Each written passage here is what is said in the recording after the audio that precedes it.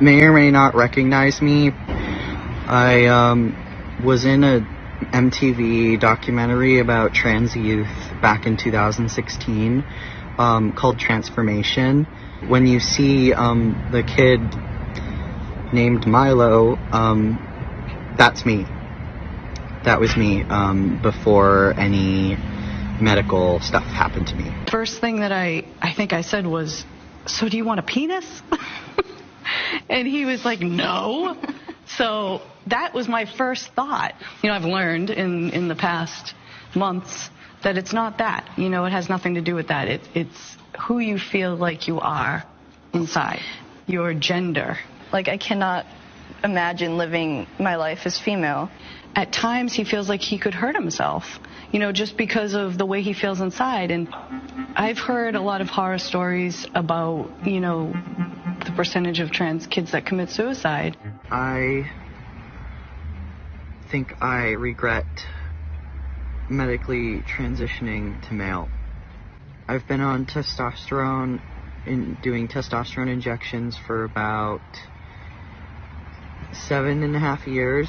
I started when I was 14 in 2015. I also got top surgery, which is double mastectomy with kind of like male appearance chest reconstruction when I was 16. I then got a hysterectomy last year when I was 21.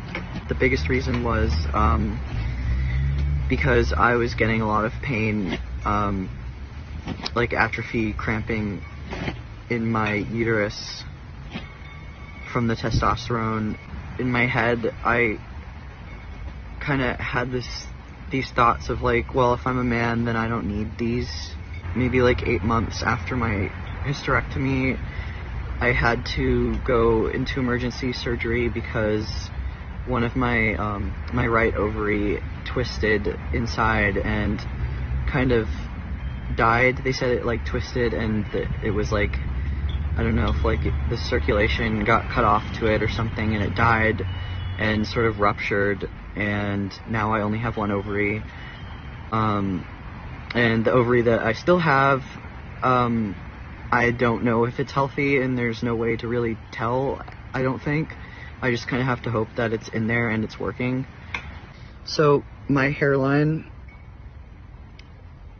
my hair is very thin along the hairline. So on both sides, all of this is gone, and this cannot be regrown because the hair is just gone. I have a moon face, which basically means there's a lot of fat stored in my face, and that's a side effect of steroids, not just testosterone, but other steroids too. When women take steroids, like full beard, stubble all the way under my neck. I have really thick body hair all over my body. Testosterone also changed my voice, as you can hear. Before testosterone, I had a very, very, very feminine voice. And before I had top surgery, I had like pretty large breasts. I think I was like a C cup.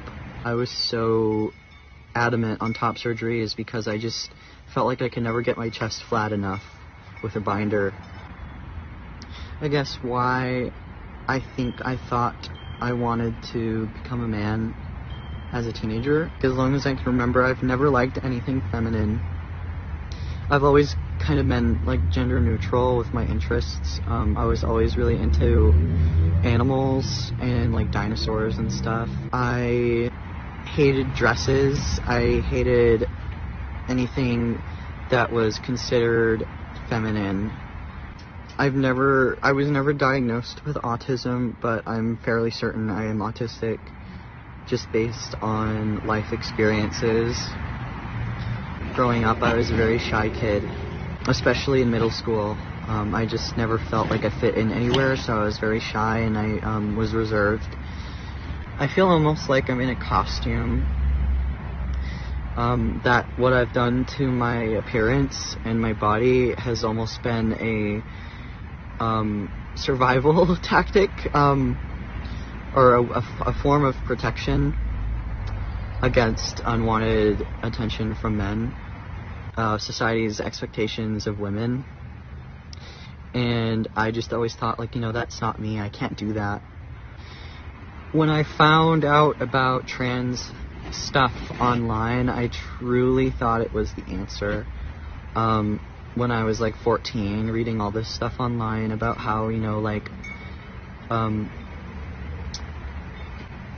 if you are a girl, or if you were a girl and you grew up not fitting in with other girls or not liking girly things and feeling like you hated your body because it was female, that meant that you're a man.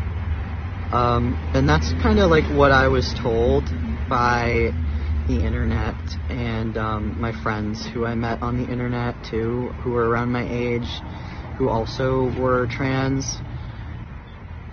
Doctors and stuff who specialize in gender stuff told me that everything I was feeling was like signs of gender dysphoria, and if I wanted to alleviate this gender dysphoria, the options were hormone therapy and surgeries and stuff. And in retrospect, I feel like everything kind of happened really fast. It seemed very easy to get these surgeries. It was all covered by insurance and stuff, we didn't have to really pay out of pocket for any of it. Trauma from when I was a teenager going through puberty, and I was bullied at school by other girls for being kind of weird and stuff. So now I'm stuck. I'm stuck looking like a man and sounding like a man. I think I completely regret everything I've done. I'm heartbroken. I don't want to be made into a horror story.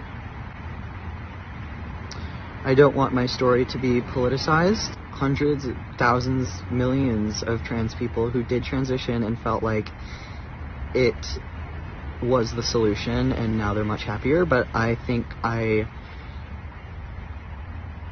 for me, it wasn't the solution, because I still have all these problems that I thought would go away, and they're still here. I don't know how I'm going to move forward. I don't know how I'm going to accept myself, how I'm going to accept what was done to me. I know I can't blame myself because I was a teenager, and I thought this is what was I thought this was what the solution would be, but it's not. I feel every day I do nothing, I cry and I sleep. I'm thankful to have my parents around to be supportive right now, because without them I would probably not be here at all.